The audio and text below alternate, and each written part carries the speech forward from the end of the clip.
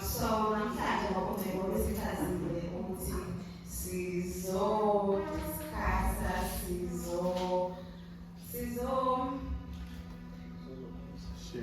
ngaso lesihloko lesithembu le-weekend indodana yolahleko. So it's going to be a discussion between us and the audience. So siyacela ukuthi ni participate as much as you guys would like. Thank you so much. Bazi uzi-introduce nalo ukuthi bamuka yabonga.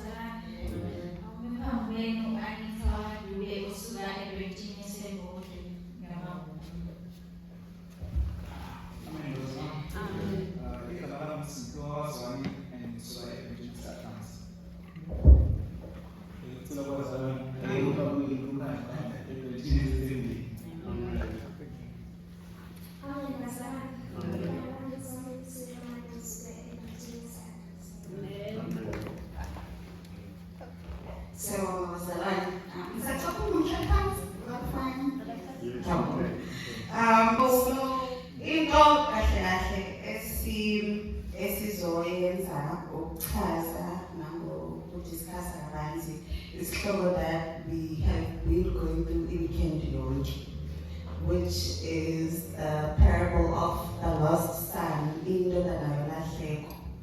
So as we all know, ukuthi ubezalelwe emndenini alright, okhonzayo nabazali abangabazalwane abebezama kakhulu ukuthi babayise enkonzweni, babe yingane ekhulu enkonzweni esimazi uNkulunkulu. But siyathola along the story ukuthi kuningi okwenzeka indodana, kuningi edlule kukona, kuningi okumenzile ukuthi ezenzele izinqumo azenzile, and isathola ekugcineni ukuthi he was able to go back home. So without wasting any more time, so I've already section ukuthi inkulumo yethu izobe based kwini. Kuningi bazalwane esifundayo as abantu abasha from istory esiyodwa nawo kahle. Ofuna ukuthi asisangane ngakho lokho akutholile from a story or anything.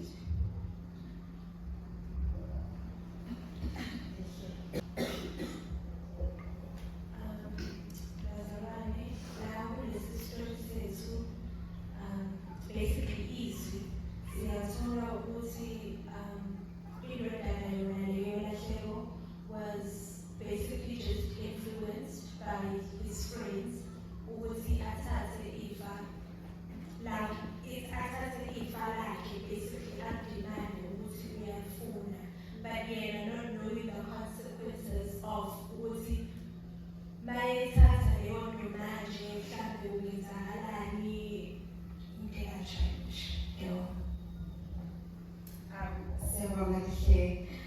Just to add, I don't the influence yabangani. Is there anything that you guys would like to share?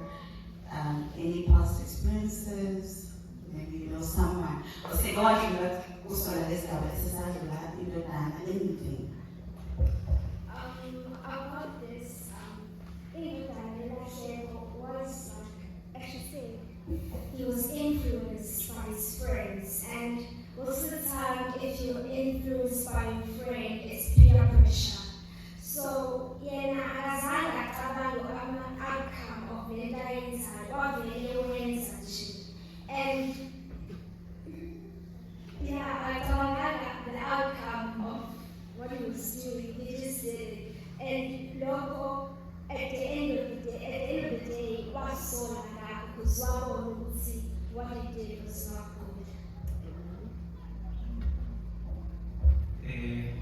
Bazalwane mina ngicabanga engikuthile zokuvezwa ubaxele lokho ukuthi ngilele ukuthi uzibeka nabangani abanjani njengoba eshiye ukuthi awukwazi ukuthi umuntu okholwayo unabangani abaku-90% abangakholwa ngicathi lento indodana yolahlekile lapho unabangani abaningi abangekho ngento akhule efundiswa ngayo noma akhuliswe ngayo ngicathi inkinga ilele lapho kodwa ngazi bazalwane onobo uzoliveza naye asho ibona kanjani. Mina ngibona engathi abangani babe nezinto ade ufuna ukuzenza ezimbi kuyena kodwa yena wabona ngathi izinto zomnandi. So thina kufanele prioritize ukuthi indlela esifanele siyithathe sabancane nendlela enkosini hayi because ziningi izinto ezenzekalayo la ngaphandle ezinzolingane futhi kodwa ingane ezingaphumi kwendlu yenkosi. So thina sabantu abala esontweni asifanele siphile njengokufana njengabantu bangaphandle. So kufanele sifundise futhi silalele masifundise bala esontweni ukuthi indlela erathi indlela yenkosi. Mina bazalwane engitholayo for isifundo engisifundayo from the Spirit ukuthi empilweni noma ngabe kuthiwa amaphutha osewenzile mangakanani but lokho akwenzi ukuthi ungabuyeli kuNkulunkulu or ubuyele kubantu owabona from your past because umuntu uyawenza vele amaphutha but lokho akusho ukuthi ngoba sokwenzile lokho udlulela phambili. Mangabe ukuthi afuna ukubusana nalowo muntu usangaphindi nakena njengandodana yolahleka yathi sibonile abazali bayo but yazehlisa yazithoba njengengane yabona ukuthi ngonile noma sengibonile abazali bami akusho ukuthi angiqhubekele phambili it's okay fine because ifala sengidlile angabe ngisabuyele ekhaya but wakwazi ukuzehlisa azithoba abuyisane noNkulunkulu aphinde abuyisane nabazali bami.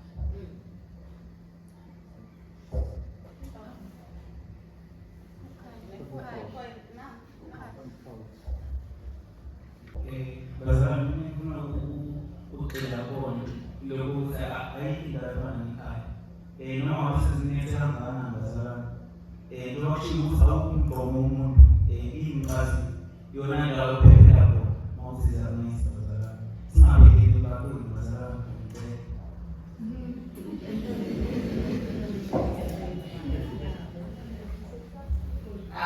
Just to add to what she was saying, honestly,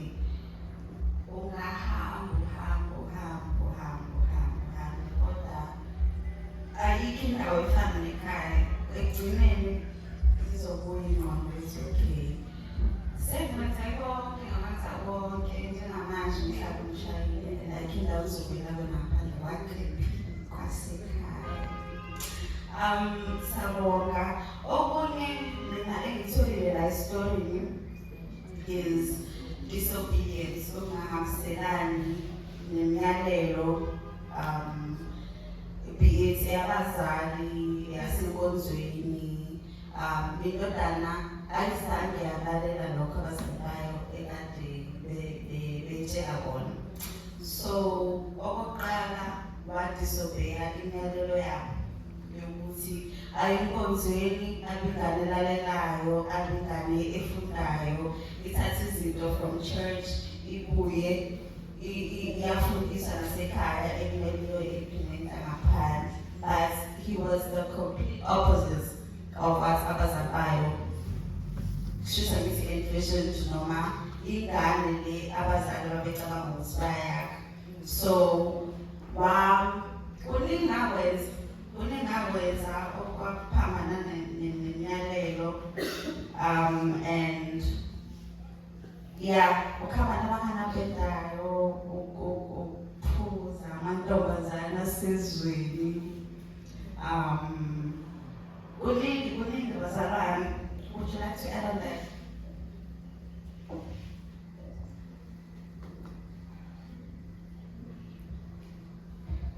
Amen. Bazalwane. Isihloko esikhuluma ngaso namhlanje siyathola ukuthi indodana yolahleko ekuhambeni kwayo endleleni yathola abangani abangoki esithola ukuthi ibona laba abaholela ekutheni igcine sithathe indlela engalungile engafanelekile yagcina isiphambana nemiyalelo yabazali. Lokho kusifundisa ukuthi impela kuleli ngoba sikhuluma namhlanje abangani kufanele impela ubheke ukuthi lapha abangani bahlanganisa nabo ngoba bonakala khona impela ukuthi ahlanganise nabangani ababonke abagcina sebemfaka umoya ongalungile wokuthi impela aye ukuhambisa ophinde aphile impilo le ayiphila ngokuyibona for sure abemfaka umoya lo wokuthi afune ifa kubazali. Kanti ifa akwazi impela futhi uthole umzali esaphila umzali if uthole umzali mhla sengasekho sekuthiwa sekhifa uthole ufumana engathi khona isandla esikhona. Ngisabacela ukuphumaya sisi. Angishaya izandla. Amen bazalwane. Ngoba kukhulunywa ngalesi sihloko, there's something I'm gathering. Okay, mhlambe abangani u-prodigal son wayenabo, but abaveli kahle eBhayibhelini. Even though kunjalo, kuvela kakhulu i-attitude yakhe anayo ngokufila entitled to ifa labakwakhe. Athi ngifuna ifa lami ngezongokwami. Akushiwo ngakazali ubabakhe athi nani ifa lakho likhona, kodwa ufike sethi ngiyafuna. Akazi uma likhona, akazi uma akazi umuntu, kodwa uthi ngifuna ifa lami. I-selfishness anayo nokufila entitled ne-pride anayo yamenza ukuthi asheshe afune izinto zizomlimaza. I-maturity engakabi nayo ukuthi how will I handle my inheritance? Mase ngitholile ngiyiphatha kanjani? Wathi noma eseshayekile-ke siyambonga uNkulunkulu ukuthi wamvula ingqondo yokuthi aphinde ekhaya. Bese ngibuyisa empilweni yangempela ukuthi sine-teenage pregnancy nezinto ey'ningi ezenzekayo zingekho isidingo sokuthi zenzeke ngoba abantu abasha bajaha izinto zingakafiki isikhathi sazo sokuthi bayithathe. Ukuthi zabalimaza bona bakaboni because immaturity ayikakafiki. Vele kufanele kube ukuthi kulindile. Ebese uthola lesikhathi la uNkulunkulu esethi nani ifa lakho yithathe ukuze ingalimazi. Kodwa noma usunjalo noma usulimele uNkulunkulu uvula izandla njengobaba wendoda. Amen. Siyabonga Nkosi. Nasisibisandla.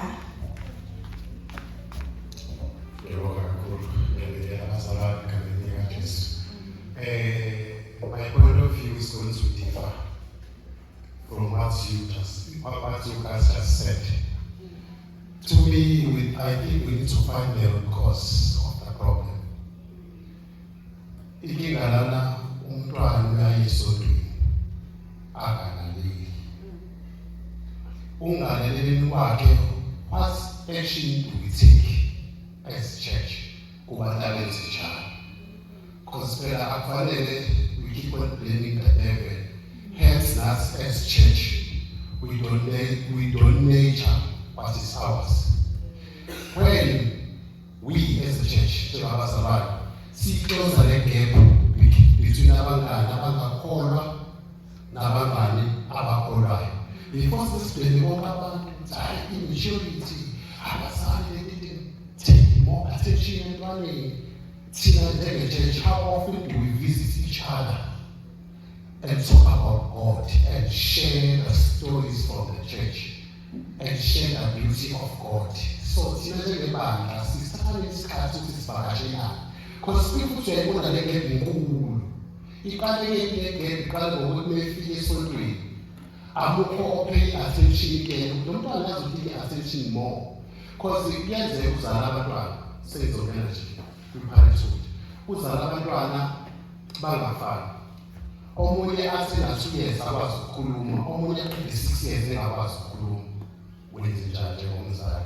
Because noma uthatha leyo uyijike uthisha kaSunday school sobona uthisha kaSunday school ayithathe leyo uyijike kwase-crash. Noma se-crash ayithathe leyo angafuni ukuthatha i-ownership yenkinga ngoba la sibone ngazuthi yonke into sibhema abangani bangaphandle. Thina sithi kuningi la sihamba khona siyovakashelana njengabazalwane. Abantu abangakholwa indlela abasacrifice ngayo ngezinto abanazo thina sabazathi nemoto engagitshela. We need to face the fact ukuthi yini abantu bagcina bephumile enkulunkulu. Sinemoto engagitshela abantu abangakhulumi abangasikhulumisi abanye abangaphandle. This is the main root of the problem. Ukuthi nathi njengesikhathi esikhulu esivula akhethe uJesu umuntu usimele nabacabasha abasekhona zethu zabasha. Not sisi-athele mfowethu kama lapha. Enenkinga azakhomisa isisusa sikhona njengabazalwane. Asithathe initiative but we keep on blaming other people. Hayi abangani abangasizi. Hayi we-influence abanye abantu. Thini kuphi esikwenzayo laba abakwenza kangcono kunathi. Okusho ukuthi sithi sibaleka iglori labantu banamandla kakhulu ukudlulathi. Okusho ukuthi indawo engcono ile yini kunale. I think inkinga iqale lapho khona njengabazalwane umzalwane beyinikela asisondeli-ke. Sithatha leyo blame njengabantu abasha sijijela bamushumayo ukujijela kumfundisi. Akukho futhi ukuthatha i-ownership yokuthi you see nawe umuntu omusha manje siyamrecruiter sithathe inamba yakhe siyobheka isimo sakhe ekhaya uhlala kanjani. Mzalwane usizinikele enkulunkulu manje. Nazi into ofanele uziyeke. Uye u-A, u-B, u-C, u-D. Ukuyi-introduce umzalwane because namhlanje ngiyaqala abantu abagama ngibazi. Sengidlale nabo iminyaka abanye ngize baphathe ekhaya angibazi. Igap le. So kubalulekile nathi njengebandla sisondelane nabantu. Singavumeli usathane athathe indawo kanti leyo ndawo iba kwethini. Amen. Kabaphila ngehlala khona njengomphathi wamangwazi. Ngisho ekhaya lehlala khona. Letha lo ukuthi ufikile enkonzweni sabona. Ekhaya lehlala khona angikwazi. Kodwa ngizole kukhona inkinga ngothatha ucingo. Hayibo, wena ike kambe abaphila. That's a shame. Ila makeke siwavulayo. Ingane yaSunday school izofika lesontweni angiqala iSunday school izofika ingane ayinamuntu okhonzayo ekhaya ithathwa abangani they made lento ye-evangelism bavangela ingane bayiletha lesontweni. Uthisha kaSunday school aqhubeka afundisa without ukuthi ubani wena uphuma ahamba ekhaya kufuna umntwana wenu lapha ekhaya. Siyakubona uyathanda sicela imvumelo. Akhuluma ukuthi azabe mdala singakwazi uma azazinikele uNkulunkulu singakwazi. Lawo magep lawo umuntu omusha thatha i-initiative. Ngiyabona.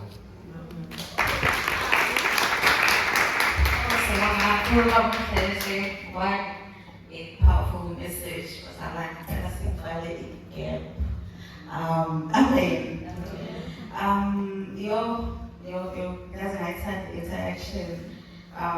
Bazokunika sikufundayo. Ngiyabona kakhulu. Ngiyabona bazalwane. Mhlawumbe ngizolokuza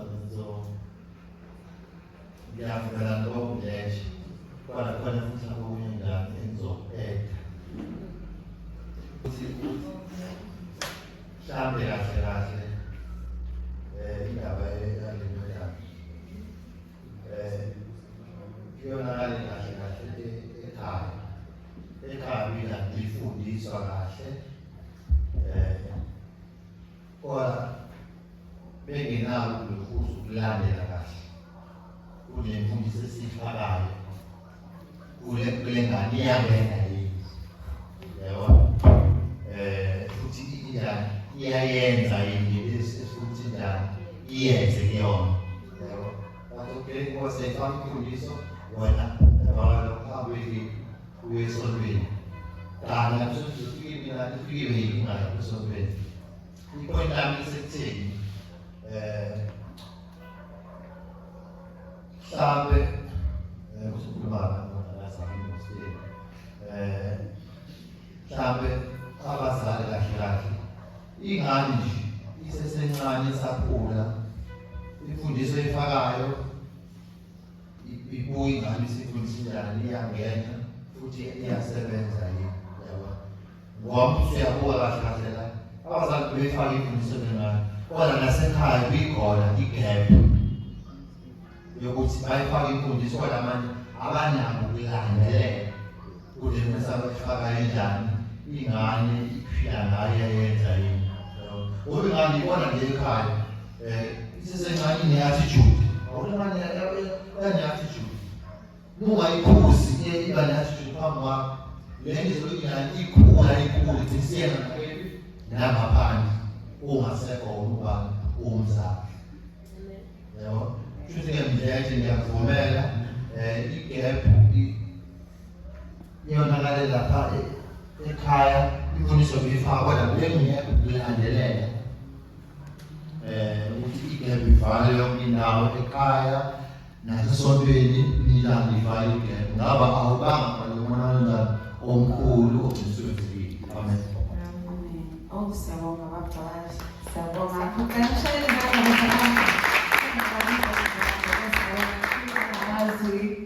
siyabonga kakhulu ngamazwi nathi sesinakho ukuba nesithombe esihlukile because I think sonke besi-fixated kule nto yokuthi indodana ilahlekiswa abangani but besinganakile nokuthi there was a gap ekhaya, there was a gap ebandleni la ekumele kugcwaliswe khona.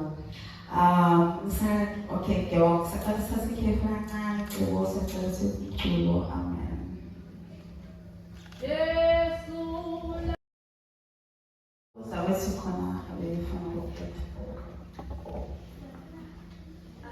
Bazalwane, I just wanted to add on kulento ubudinda ndeyishoyo nabazalwane ukuthi we cannot entirely blame abangani bakhe ukuthi mhlawumbe ibona abafaka umoya kodwa sometimes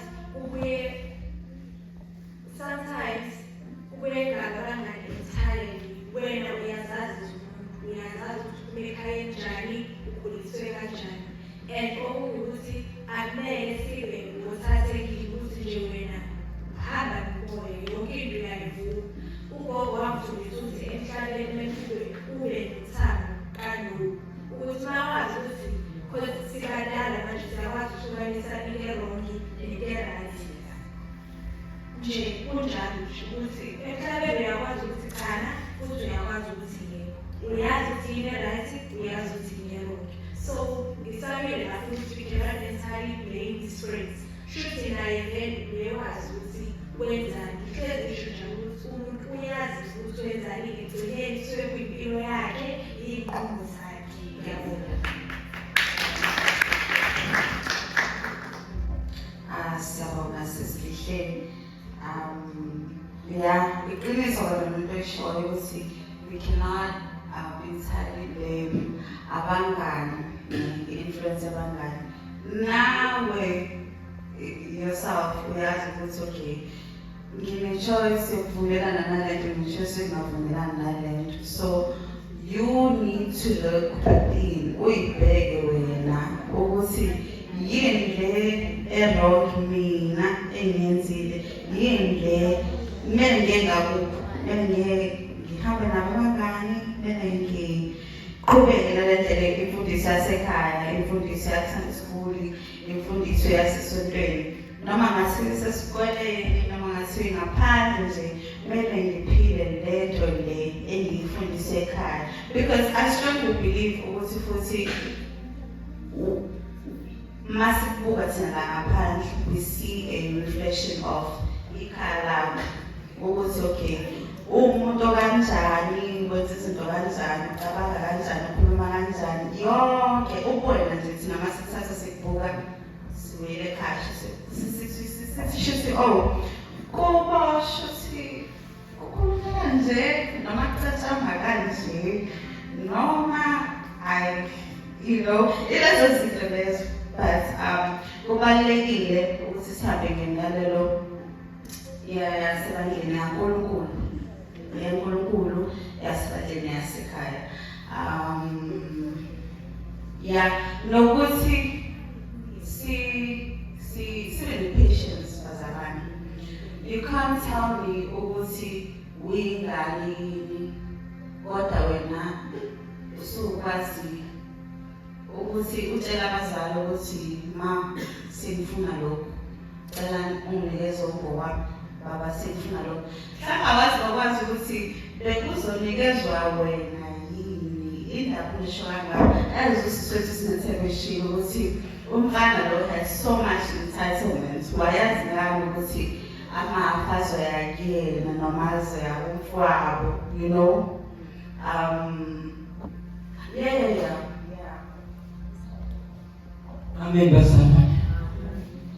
Lana ngizothi nje ngibuzo kodwa futhi sithanda nje ukuveza nokunye la ukuthi indodana lesi siyathola ukuthi ekubeni kwayo nabangani abangalungile abangani laba bagcine sebenza ukuthi bela ithathe iy'nqumo ey'ngafanele kanjani na ngoba ifuthi kabena abangani aba-right abaphila impilo njengoba nje ikhuliswa ngendlela kufanele ihambe esontweni iyokhonza uyayithole abangani abaphila impilo efana neyayo abe mhlawumbe abayibonisanga zonke lezi eyiboniswa zona ukuthi ihambe kanje ziyongise iyodla imali kube nje laphaya ngoba kwasebona lesi hamba nabangani yodlwa lona ifalile kuyininzi ngizama ukuthi ngifuna ukuthi la isolution yiphi ifanele umuntu azikhiphe kubangani laba bangani siyathola phela ukuthi nabo bayidlala indima noma naye wayivele umntwana olahlewe owakhe naye wayemele attitude yayinayo kodwa laba bangani ngesinze njani yiphi isolution ukuthi thina sondele kakhulu njengabazalwane umuntu okanjalo uyena ukuze agweme ukuthi abe nabangani abangalungile abazofaka iy'mfundiso senze njani entweni enjani ngoba ukuba wayisho abalungile bazobonisa into e-right ekhona ukuthi urong lanala.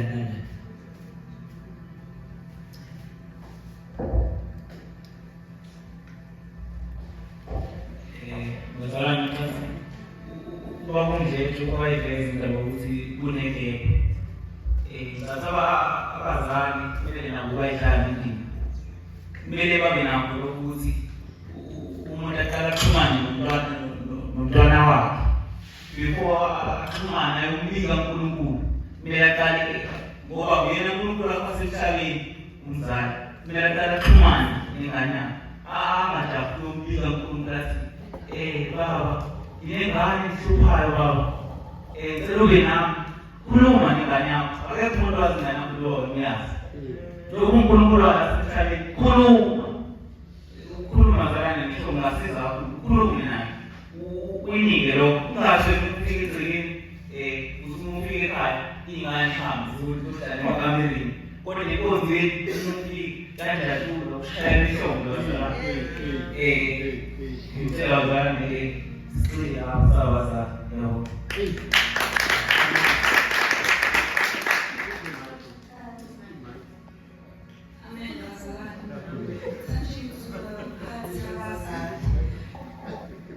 Ngiyabona lapha kuyilesi sitoko sethu ukuthi indodana ulahle kubaba wayo wavele wavuma nje ukuthi ayinike kanjani ifa layo. Sengithi mina if abazali bethu bengakwazi ukuthi mangithi ma bengisacela ukuthi uthi umzali ukuze wena ukuthi ingane yakho uyisele wena uthi cha cebo ngeke ukwazi ukuthola u1 no2 ngoba isikhathi esiningi abazali bona awubona izingane benganakile futhi bayazona izingane ngoba bavuma yonke into ngoba naku uyitshela ukuthi nayo ingane yami mina ngiyayithanda kanti awusaboni wena ukuthi ukhombisa uthando usukhombisa ingane uthando lonke. Yebo ngiyabona.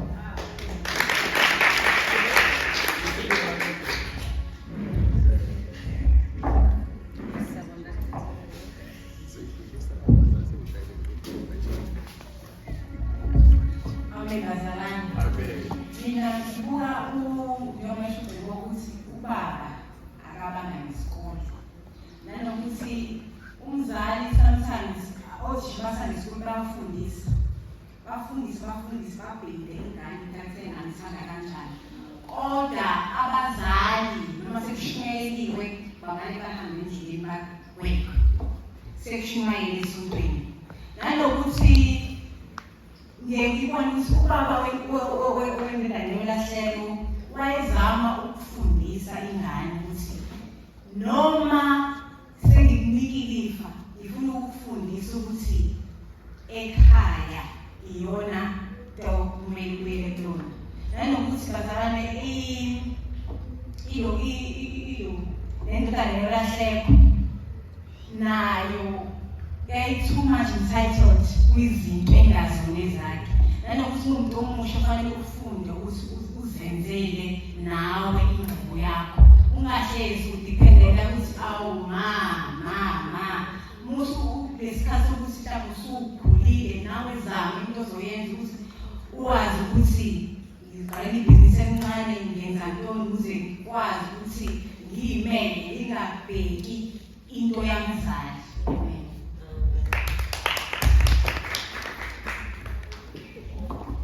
Ukuthula abazalwane. Bengizo-eda kushuthi abazalwane sebebekile. Bengizo-eda nami kubazali ukuthi indaba yabakubona ukuthi ngenkathi umntwana ethi ucela ifa babe nelungelo lokuthi cha akukho wena wathola wazi ngani ukuthi wena unene. Maye uyaqhubeka bethi hamba siphumele la ekhaya ahambe enjalo. Amen bazalwane ndawo. Amen bazalwane. Ngizokhuluma nami njengomzali. Okokuqala abantu abasha uma umzali ingane yakho usubithanda futhi uma kuyitshela kufanele lifunde ukulalela. Umzali njengoba esuke usuke ekukhulisile usuke kuleziko naye la adlule khona emncane babona ubungozi bazo. Kodwa abantu abasha sometimes uma sebekhulile bake bafuna ukuyithathela inqubo. Ngithi mina mhlambe ngangcono bengizomithana halfway nabazali. Nazi ukuthi impilo injani nokuthi uma sinise ezikoleni asenisela ama-competition ukuthi kubukele ingane ukuthi nani wena unalo ukuthi oshuthi wena awusathamba yini noma yikho indaba yakho shiya phansi isikole uyoyizamela wena ukuthi ufanele ziyingane. Cha, mfundani ukulinda usiyezi isikhathi sakho. uNkulunkulu uyazi akamlahli umuntu wakhe. Njengoba nje umzali esuke esikoleni usuke efuna ukunika ikusasa elihle lokuthi ukwazi ukuyimela. Ngiyabonga.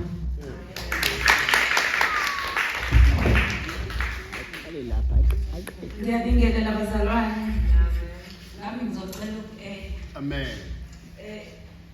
Abazali nami ngiyababona benephutha kwindodana yolahleko. Angikhumbuli kuthiwa naba beyibiza behlalisa phansi bembuza ukuthi indaba ne-attitude. So indaba yasuka lapho. Ngokwami ngazi ukuthi if ingane uyibona ukuthi iyaphuma esandleni uyayibize uyihlalise phansi uyibuze inkinga yayo. Ukube mhlawumbe bayibuze ingane inkinga ngabe izathu basithola. Ngiyabonga.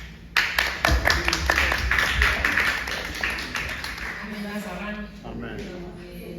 The-advice for abantu abasha. I think isonke sasifundile manje kuleli izwi le-ndaba yolahleko. Aleko ngaphuma la ezabasithola ngesikole empilweni ereflecta empilweni yakhe. So mina bengithi cause abangani ababi bakhona everywhere. Ngasekhaya, esikoleni, enkondweni vele kukhishwa indaba yokuluka. But esikoleni awuyitholi leyo nto as much ezithola la esontweni. So mina i-advice yami ukuthi ukuze ukwazi ukunqoba abangani ababo or abantu umuntu osondelene naye oyi-influence ebheki kuwena. Ubumnyama buxoshwa ukukhanya. Wena i-advice engikunikeza yona ukuthi futhi umbona lowo muntu lo osondelene naye ukuthi u-influence ekutheni wenze izinto ey'ngekho right. Ake umxoshe wena ngokukhuluma ukuphila kuyena. Trust me, uzosuka eduze kwakho. Because unganakawani. Fika omunye futhi naye uzofika nenye influence mhlawumbe yokubheka. Omunye mhlawumbe bethi umuntu engibonile ngiyamthanda. Uyathisha loyana. Yabo, usungathi ekhaya ayikhulunywe lo language le ngiyazi ngekhala. Next time ngiyasakutshela ngale nto uzofika khona akasekho. Othula lesibani naye lo ukhuluma enye language ongayazi. Ufundise ephela ekhaya uphume ekhaya ungafikanga. Usuyamtshela ukuthi hayi leyo nto leyo ngizisise ekuphileni usumqoshile. There's the only other cause abantu abanye bakhona empilweni. Bakulisha esontweni ukuthi uhleli la ekutshengisa something efonini. Uyamtshela ukuthi akufundile manje. Yebo. Ngiyasakuthiya, ngiyasakwenza lokho emva kwalapho. Yabo.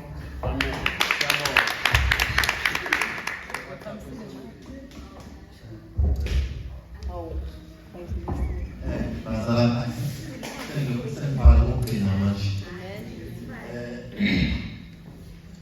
Mhlawumbe okunye lapha. Mhlawumbe nasiyokuze sibheke. Mhlawumbe ukuthi mhlawumbe nizwile inhlelo yasekuseni. Umuntu esifundisa ukuthi ubeke into ezulu. Ubeke into engane e-wrong nengane e-right. Uyangawe ukudlalela e-wrong noma e-right. Mulalela ingane e-right uzoba right, kodwa mulalela ingane e-wrong uzoba wrong nawe.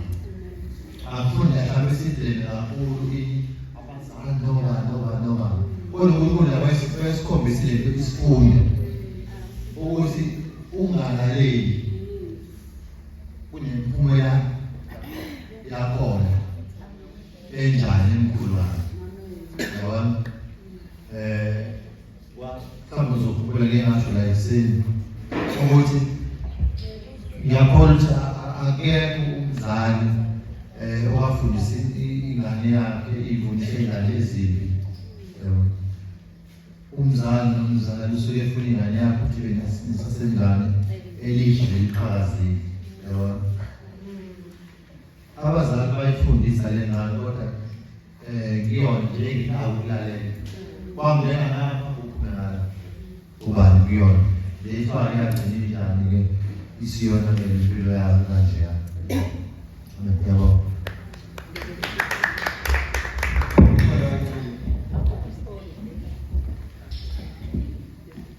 Ngicela ukubuya kusisi ukakhuluma indaba yokuthi wonqulu ukuthi yabo uphelele indaba yokuthi unayithi yokuxosha umuntu ukuthi wangicela ngale izwi yakufuna uzwazi ukuxosha impela influence.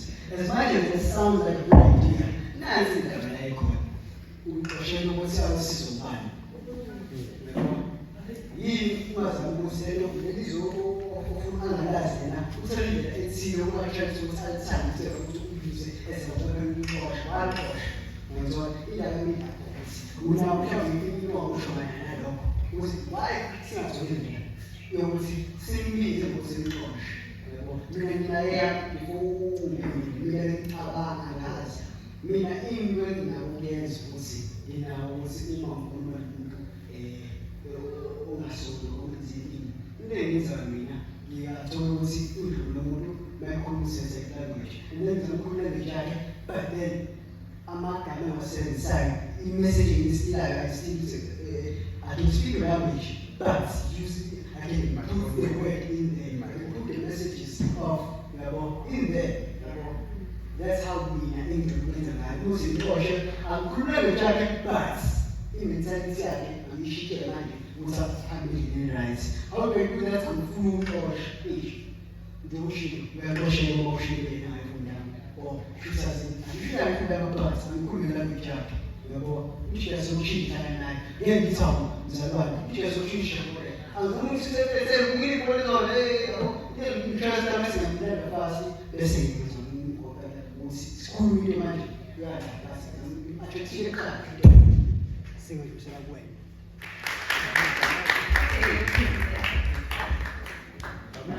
Amen. Ngisacela kulokho kushiwo Adi. So ngoba usho ukuthi nangongani oyi-bad influence uyeza. Mina angithi ngine-choice yokuthi ngithi ayi ngi-right noma ngithi okay it's fine. Ngizomlalela ngikhuluma ilanguage yakhe but nge-mentality yasekhaya. Kuze kube isikhathi esingakanani ngizama mina ukuyishintsha so ngizokwenza yena I feel comfortable. Into engizama ukuyisho ukuthi I don't have to change myself. If ngikhuluma the gospel, if I'm spreading the gospel, ngizoyispreada ngendlela mina engifundiswe ngayo ekhaya, indlela mina engifundiswe ngayo enkonzweni. Angeke ngize ngithi ngoba nakho okay sekuhlangana lokho ntombazane nje estradini sengizothi I don't, okay, it could work ngendlela yakho kodwa futhi ingaba nama consequences ukuthi okay so uzobona ukuthi okay uyashintsha kancane ngiyayisho because you never know yini motive umuntu ofika empilweni yakho angasho ukuthi okay useyakhuluma ngendlela ekhuluma ngayo 37 years ukuthi ngimshintshe i-mentality yakhe ngimshintshe nayo yonke lento le abased yona. So what I'm trying to say is you don't really have to change yourself just to make the other person feel comfortable. Akabe uncomfortable as asha utasho ukuthi okay you know what I should ukuthi you know ngi-right ngo amele ngi-right ngo and you don't have to make them comfortable when usuphuma out of your way. Ngibona kanjalo mina lento.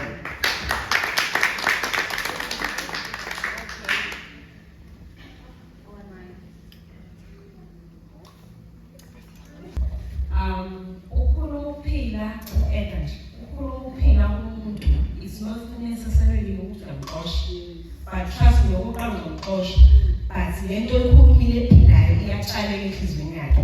That's how God works. Umuntu akakwazi ukushintsha umuntu, mina engikwazi ukushintsha umuntu. At the same time futhi ngeke ngikwazi umuntu uhlula abazali bakhe abamzalayo.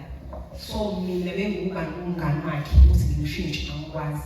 But lento le ekaNkulunkulu iyona ezotshaleka enhlizweni yakhe izovuka. Trust me noma eseyedwa mangithe ekhaya asigqoki kanje yabo asigqoki kanje ekhaya ngoba umzimba wakho uyithempeli likaNkulunkulu izovuka le nto eseyedwa. The moment esithatha isiketi sakhe esincane esigqoka izolokhu ivukile. That's how izinto zikaNkulunkulu zisebenza. Ngisho ngamnqoba ngaleso sikhathi kodwa izolokhu ilokoza enhlizweni yakhe. Ngicela ukulokoza u-Eda kancane. Mhlawumbe engingayisho ukuthi mhlawumbe uGamede lento ayishoyo ingane yakusebenzela yena. Ungafuni ukuthatha into enjani uGamede emsebenzelayo usuzama ukuyenza ngoba uyayenza usuphoseka kuphoseke wena. Mhlawumbe yona nje right yabo ngoba uyakusebenzela Gamede qhubeka nayo kodwa umunye ungayizami ngokuthi uyayizama ube neviki.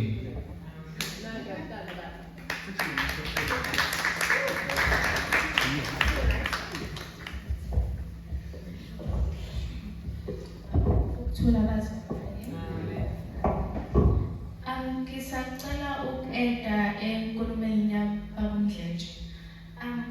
Sokhuluma as i-2K ne?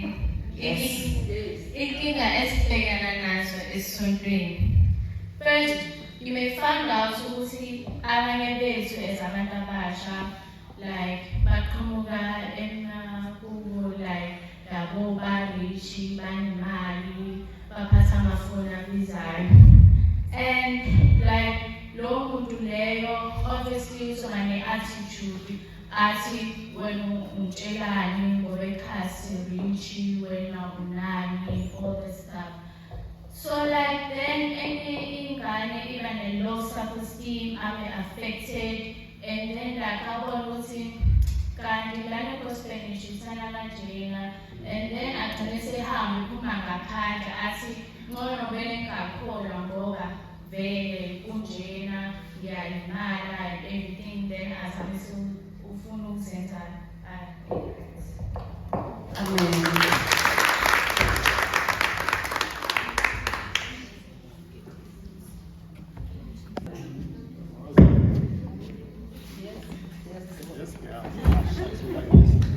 Amen bazalwane. Mina kule ndaba into engiyiphikaphayo ukuthi indodana yolahleko isihambile, uNkulunkulu inikezile ithuba lokuphenduka ihlale ngenxa yokushayeka empilweni. Uyakhumbula ukuthi ibuyele ekhaya ngenhlaka enkulu. uNkulunkulu wayehlelela ukuthi mayibuyele ekhaya ithole ukwamukeleka. Ekuthenini uNkulunkulu uthe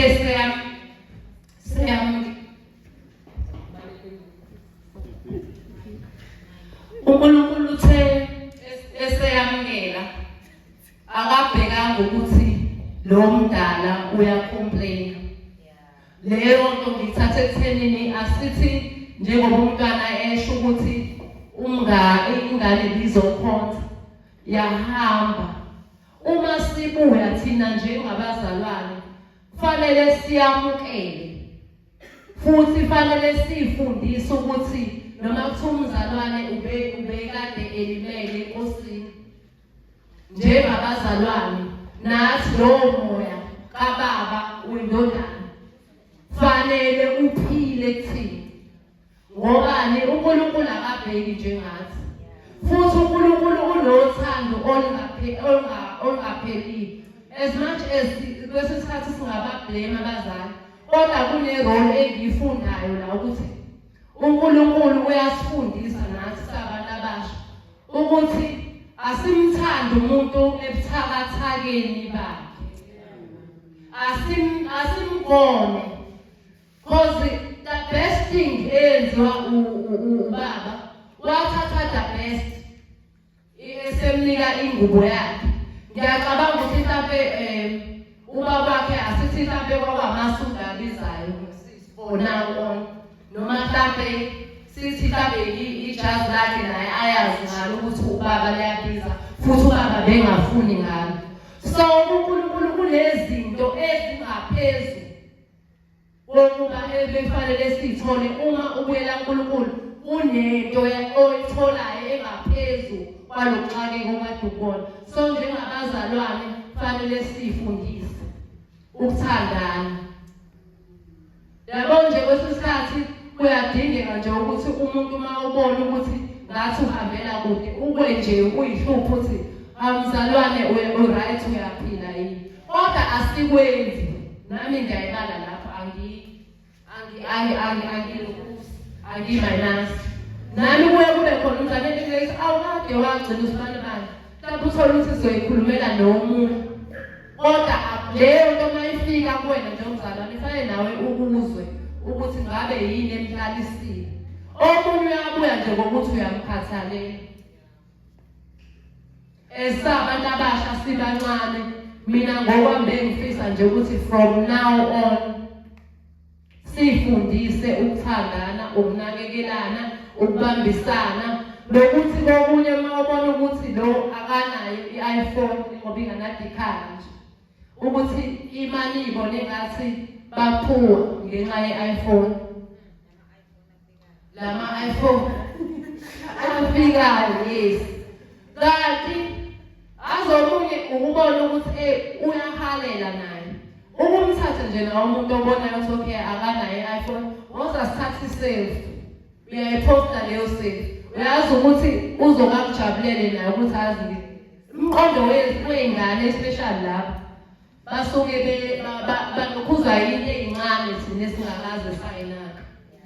So nami ngikutholile nje lapho ukuthi kubalulekile ukuthi sifunde ukwamukela umuntu noma enjani, noma futhi uma ubonile ukuthi hayi mhlawumbe omunye-ke nje engakupick up yenze ukuthi mhlawumbe wahamba kwawena naningashayisananga kahle, Kodwa uma sebuya mamukele, mnikeze uthando angakaze alicabanga ngoba into ebalulekile kufanele sibe nabantu abayezulwini ngekulunge. Awucabanga uNkulunkulu esekulahla susebenze kahle konke wakwenza akulahle ngento eyodwa ukuthi you had an opportunity yokuthi loya mzalwane umnakekele, then u-enda phathi no awungene ezulwini. Zincane, it's not kufanele kuze kube izinto ey'nkulu, kodwa nje kukho konke uthando, ngoba umuntu umthanda ukazomcabangela izinto ezinhle. Amen. Ngiyabonga.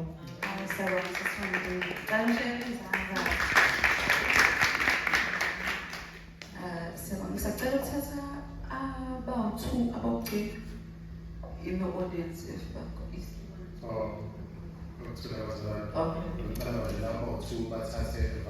Okay.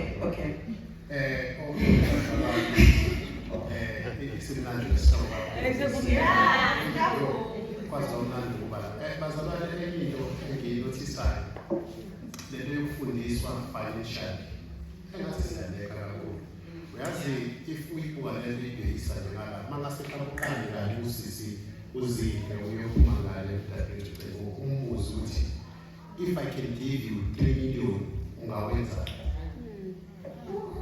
Yazi lento iqala ekuthenini iy'ngane maze Sunday school ziyayinikwa imali. Mayinikwa imali into ezicabangayo ekhaya ama-chips esitolo. Not ukuthi imali ukuze ube nayo kufanele iyiswe kuNkulunkulu ofanele. Angazi masiyatholana. Uyazi ungathola isimanga ukuthi mangathi uqala lapha sizile ukuthi masuthola 3 million ungenzani. Uyazi ukuthi mhlawumbe enkulumeni yakhe angeke akhiphe okweshumanise enkulunkulu just say thank you Lord bengazi ngoba nemali engaka. Because nayo lento yama-finances yokufundiseka ibalulekile. Because ubaphilani wakuthinta a very point yokucasta out izinto even ama-cases. Yazi masiyilalela le ndaba kuthiwa ubaba wakhipha ingubo. Kodwa asikazi simuzi baba eqala ngayo ingoma. Angazi uma wagcina ngayo ukumnika ingubo nokumhlabela just ushow lapho. Kodwa based khona kuma-finances. Nathi le bandleni siyaleka ama-finances ukuthi ingane iqale ku-Sunday school inike noma u-10 rand. Uthi uyitshele ukuthi umsebenzi walo 10 rand uyini. Umkhuleko wokubiyela iy'ngane ziyantshotshwa manje. Iy'ngane zigqinqika ney'moto kuthiwa kufika leziwu-80. Lo 10 rand ophethe can save your life from now uze ube mdala. Wazi ukuthi imali inonkulunkulu wayo na. Bese futhi ngithinta lento yokuthi njengoba sino-social media. Social media is very powerful. Uyazi social media ungakhipha endleleni kaNkulunkulu. Because ulalela zonke izinto. Kuthiwa izinto zakho mayengalo uthatha usawoti, uthatha umlotha, uthatha zonke izinto. Akufanele lezi zinto sizilalele. Because thina fasibambelele kona isifundiso sikaNkulunkulu. Ama-finances abaluleke ngale ndlela yokuthi siphila ngayo imali ukuze ibandla liqhubeke sidinga imali. Kodwa imali kuhle imali iqhamuka iclean kumuntu oclean futhi enza into eclean ngemali.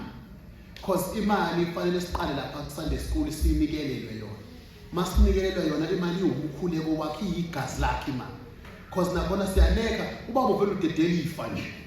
Kalulu vela udedele nje. Nalona ikwifa ayilisi inkulunkulu endaweni e-right because nako kubalulekile ukuthi sibafundise abantwana ukuthi imali iyifa lakho. Kodwa imali ukuze ikusebenzele kahle yise kumnikazi wemali.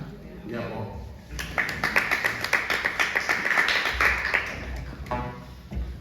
Bengi ngasikhathi sisakhulunywa ngobaba nendodana. Ngiyavumelana nawo wonke ama-opinions avelile. But mina ngithanda ukubheka ubaba nendodana ezonkulunkulu.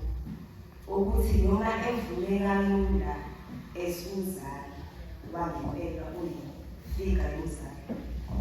Uma esewunkulunkulu, uNkulunkulu sometimes uyanikeza intambeni.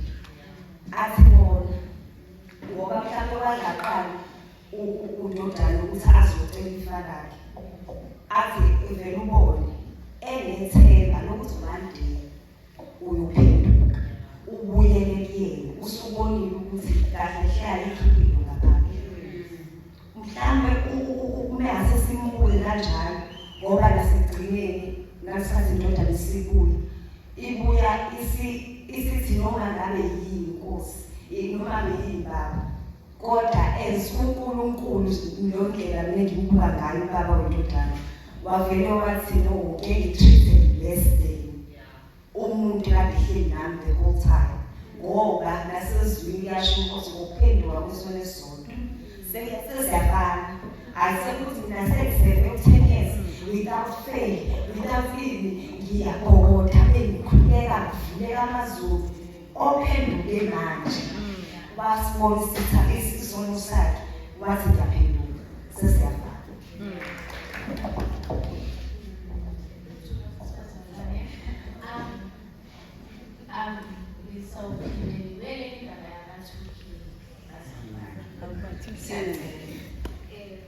Inkinga ukuthi manje abantu abasha abasakhoni. Sacela ukuthi iqiniso nje abantu abasha abanye babo abasakhoni. Emabandleni like abantu abasha most of the time la begcwele khona. For example, ngithi amantombazane. Okay, fine, basindisiwe, bamkhetha uJesu and everything. Okay, bamvula ukuthi ngosindisi. Okay, fine, it's true.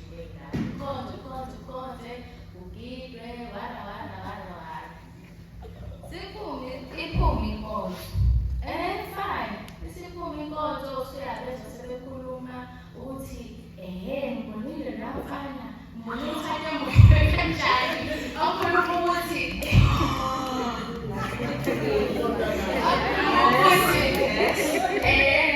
ngibonile ngesikhathi ngigida laphayana, wala warungulile, kwasho kathina.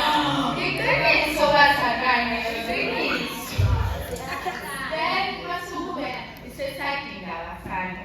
Abafana basothi umbonile uyasizi hey ave muhle. Unesinqa nalika alisho manje ngamanje uthi ikhoshikaramana oshawaqina. Everything athi umbonile ngesikhathi edlule duzo kwami. Kade ngiziphathe ukuthi kwamanye kanjani basho kathina. Then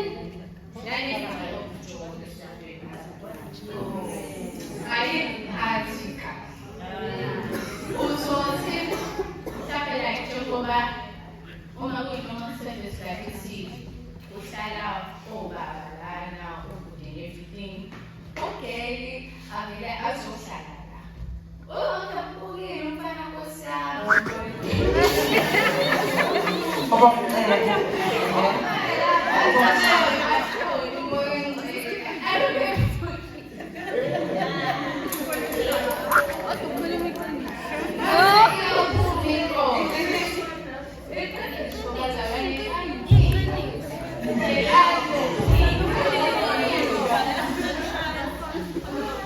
Yeah, okay.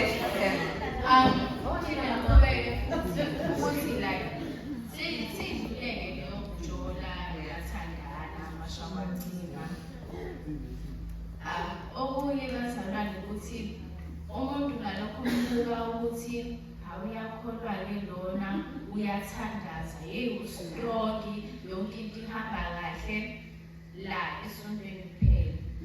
Uthi uyabheka uma engakubo leyo yombona ehamba nabafana Nkosi yami igqoke into ezigcwele after school uhamba ngetansi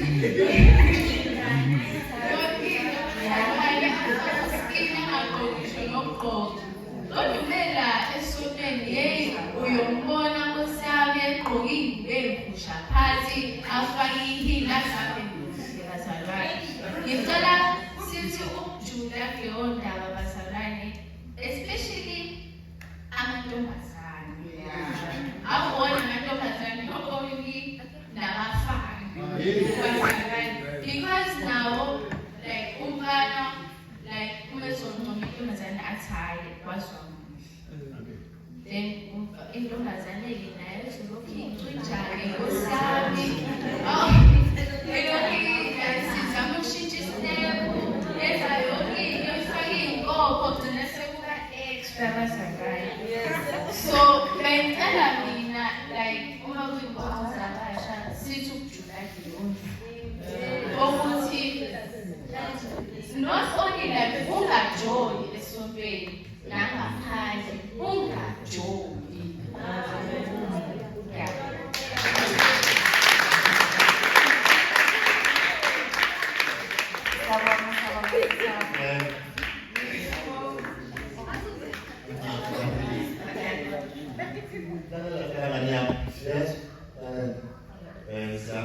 Ukukhulumayo right 100%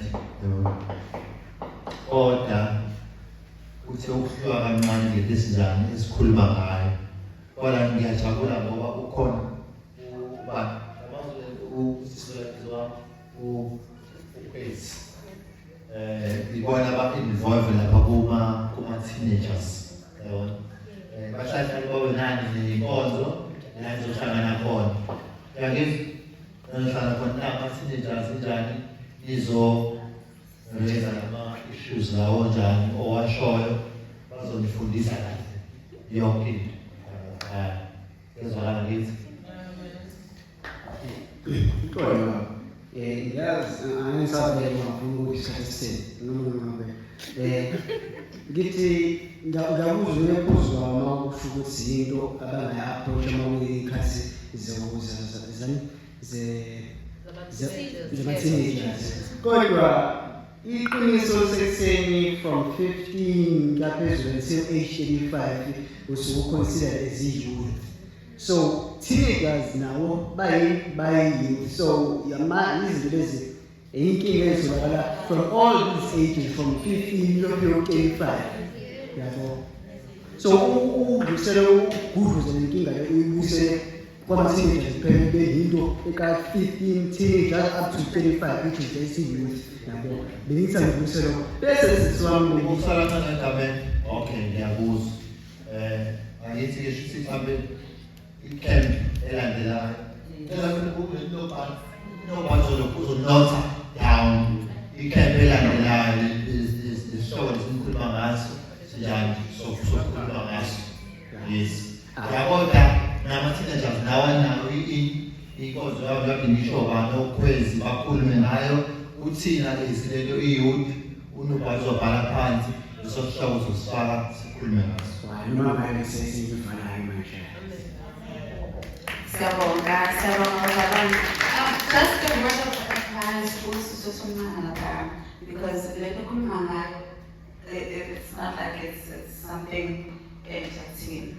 We've been told about it, it's catastrophic, and izinto nasizivulile kuzona lezo siyibona sezingaphambi kwethu. Wena funda ukuba self-aware. Angithi uyayibona yonke lento eyenzeka around you. Wena lento yokuthi you have a choice ukuthi uyafuna yini uku-engage nayo yonke lento eyenzakalayo noma uyazi-exclude kuyona. Because uyazi ukuthi i-outcome yalento le yini, i-outcome yokuphuma kuleli band, this group, kuzokusiza kuzokubenefita ngani, right? Yeah, but that's something we can also just talk about after the show. We'll talk, Siyabonga. Siyabonga bazalwane, nge-engagement yenu, Siyabonga ngendlela esibaluleke ngayo esenza ngayo isihloko seyindodana yolahleko, because kuningi mina personally ebengingaknakile, because bengibuka kuleli point lokuthi oh, indodana nje eyadizobheka abazali yahamba, but akunakanga ukuthi okay nakho babomvetshe seyasho ukuthi there was a gap esontweni. Sengirealize ukuthi oh, there actually was a gap khona ngaphaya, there was a gap ekhaya into ebengingayinakile. So this was very helpful. This is kakhulu, sesi understand a way broader, and I feel like sis nayo reference and activities because sis yazi ukuthi ukuhamba ngendlela engekho right abusive, because at the end of the day uyazi ukuthi uzobuyela ekhaya and kumele ubuye uhambe ngemiyalelo kaNkulunkulu. Ukhona othanda ukhetha something sisoba Sisiya. Amen, bazalwane.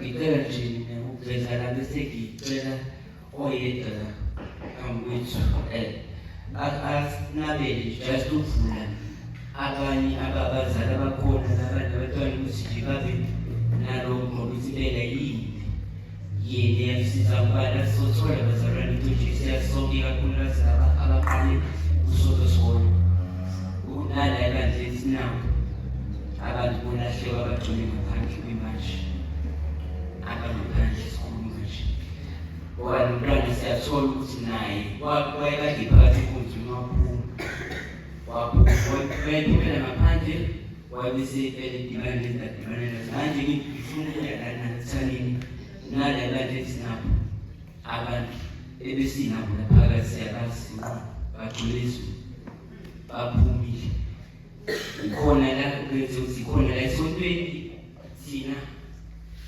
unala esibekhona khona phinde kube abazali nawo ngiphosa ukuthi ukuthi-ke omunye wethu engifisa nje ukuthi ngimnikeze ithuba akasinabele kabanzi ukuvula nabanye ikona ukuthi yini eyamsizayo ukuze afike lesigaba kusona manje kusukela laphaya sibeka ngaphumile izwi ngaphandle ngabe imfundiso yabazali ekhaya noma khona lento liyena eyamsiza nje kanye ukuthi abazali noma ibandla ladlala indima kuyena wasizwa yini ukuze kufike lesigaba kusona ngoba ngamanje uthola sande sikhulu kuzuba imanje phela nje ukuthi athi ukusidalela kaphansi sonke yebo sisikhwezi impela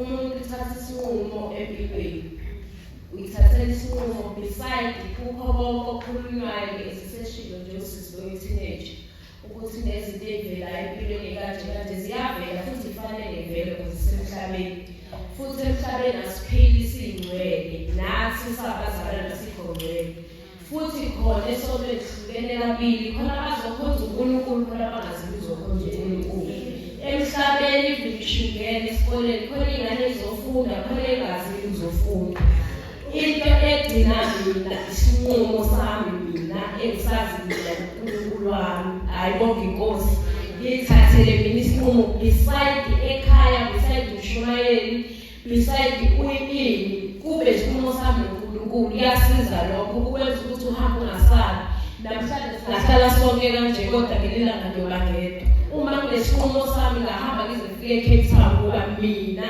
ngimile entweni engimile kuyona ukuthi injani namhlanje i-rice namhlanje ayikho rice kodwa isinqumo senza noNkulunkulu ngeke ngowe lo ngaso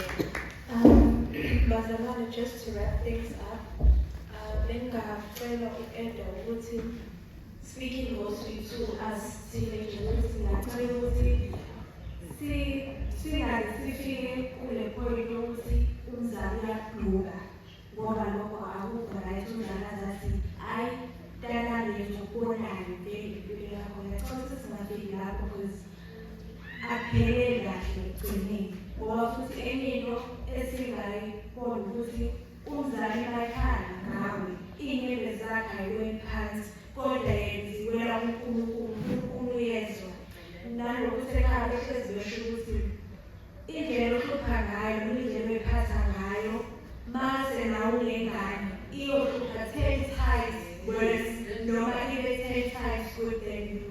So ngicela ukuthi like acknowledges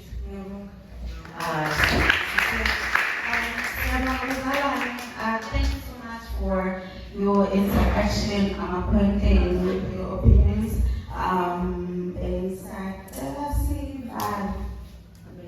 Oh wow.